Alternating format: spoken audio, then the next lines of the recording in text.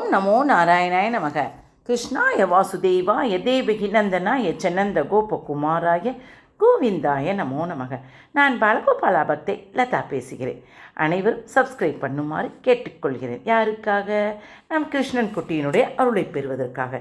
இன்றைக்கி இந்த 1000 நாமங்கள் 1000 கதைகளுக்கு நடுவில் இன்றைக்கி வரக்கூடிய மோட்டிவேஷன் என்னன்னு பார்த்தீங்கன்னா, இது எங்களுக்கு அன்றைக்கி தவத்தில் எங்களுக்கு இது சொல்லி கொடுத்தாங்க. எனக்கு ரொம்பவே பிடிச்சிருந்தது. அதனால தான் நான் அதில் 2-3 பாடம் கற்றுக்கிட்டேன். அந்த பாடத்தை உங்களுக்கு நான் சொல்கிறேன். என்னன்னு பார்த்தீங்கன்னா, அதாவது தானம் தவம் 2 யார்கிட்டையாவது தங்காமல் போச்சுன்னா இந்த உலகத்தில் மழையே பொழியாதாம் அப்படின்னு சொல்கிறாங்க. அந்த தானம் தவத்தோடு கூடியது என்னன்னு பார்த்தீங்கன்னா புண்ணியமும்.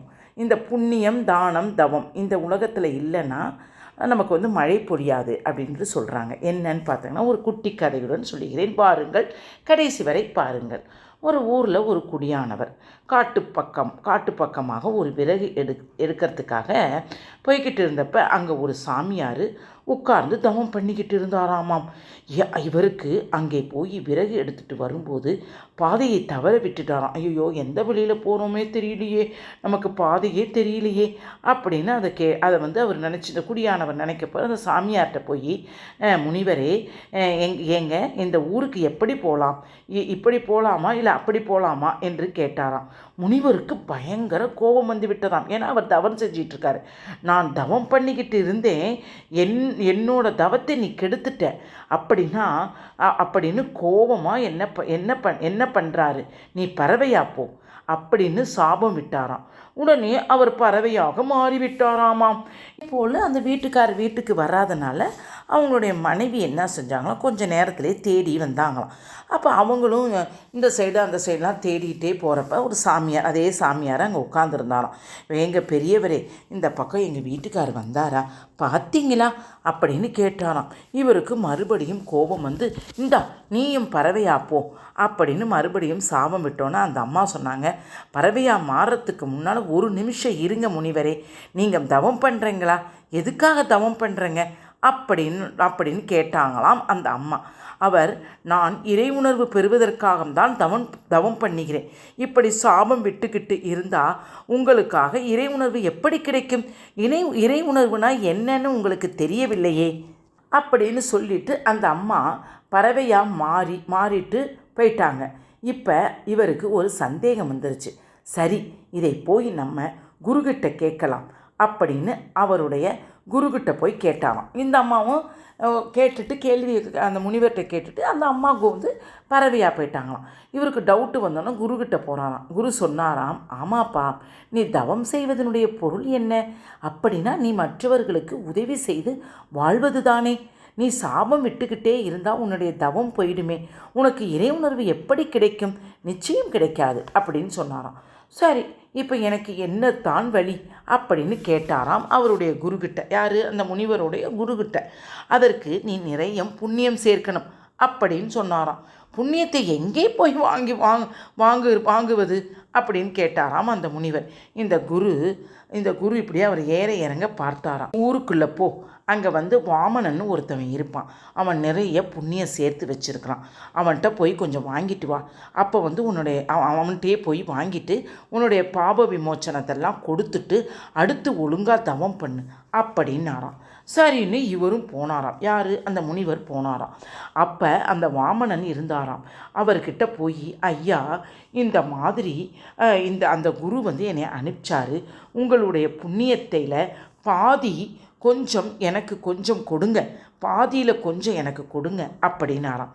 அவரும் சரி பரவாயில்லைன்னு கொடுத்துட்டார். அப்போ இவர் கேட்டாராம், நீங்கள் என்ன பெரிய தவம் ஏதும் பண்ணுறீங்களா என்ன அப்படின்னு கேட்டாராம் அந்த வாமனனை பார்த்து முனிவர். அதற்கு அவர், நான் தவமெல்லாம் பண்ணுறது இல்லைங்க, என்னுடைய கடமைகளையும் நிறைவாக சரியாக செய்கிறேன், எல்லோருக்கும் என்னால் முடிஞ்ச உதவிகளை செய்கிறேன் அப்படின்னாராம். ஓ அப்படியா, அப்போ இந்த புண்ணியத்தை அப்படி தான் நீங்கள் இந்த புண்ணியத்தெல்லாம் வாங்கிட்டு வந்தீங்களா? வாங்கிட்டு அந்த புண்ணியத்தில் காரணமாக யாருக்கெல்லாம் அவர் சாபம் விட்டாரோ அவர்களுக்கெல்லாம் சாப விமோச்சனம் கொடுத்துக்கிட்டு இருக்கிறேன் அப்படின்னு அடுத்து குருக்கிட்ட கேட்டாராம். குருவே, இப்போ நான் இந்த புண்ணியத்தை அவர்கிட்ட இருந்து வாங்கிட்டு வந்துட்டேன் இல்லையா, அவருக்கு அப்போ பாதி புண்ணியம் குறைஞ்சிருக்கும் தானே அப்படின்னு கேட்டாராம் தன்னுடைய குருக்கிட்ட முனிவர்.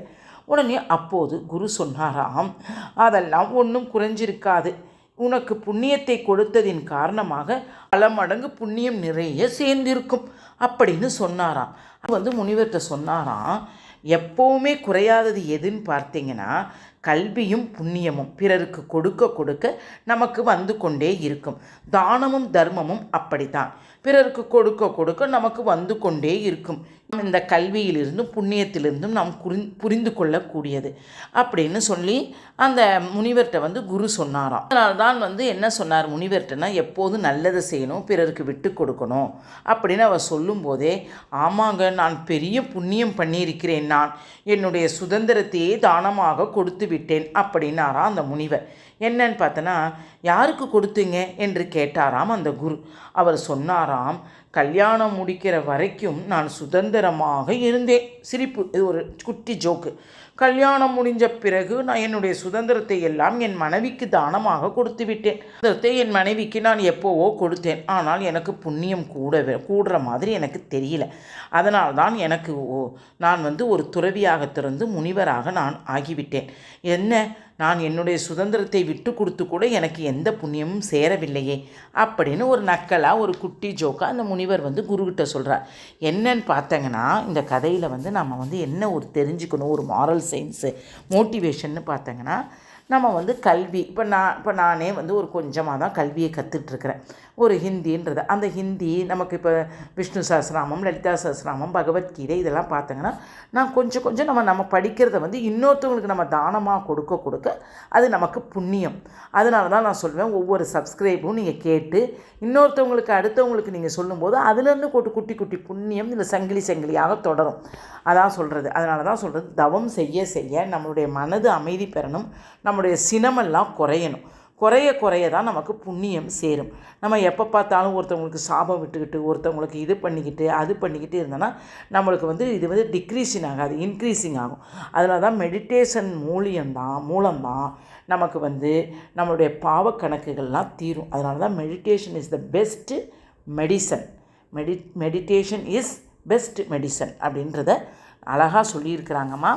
அதனால் உங்களுக்கும் சொல்கிறேன், தயவுசெய்து நிறைய என்ன கல்வி யாராருக்கெல்லாம் இலவச கல்வி கொடுக்கணும்னு நினைக்கிறீங்களோ கொடுங்க. உங்களால் முடிந்த புண்ணியத்தை செய்யுங்கள். அதனால் நம்ம குட்டி குட்டி விஷயம் நம்ம நல்லது செய்யும்போது நமக்கு மனசு ஆத்மார்த்தமாக சாந்தப்படும், அமைதிப்படும். இதெல்லாம் நான் கண்ட உண்மையடா கண்ணா. லாஸ்ட் 2 years பிஃபோர் நான் எப்படியோ இருந்தேன். இப்போ ஏதோ கடவுள் அருளால் இதெல்லாம் செய்ய நான் நன்றாகவே இருக்கிறேன் அம்மா. அதனால் பிடித்திருந்தால் லைக் பண்ணவும், ஷேர் பண்ணவும், கமெண்ட் பண்ணவும். வாழ்க வளமுடன்.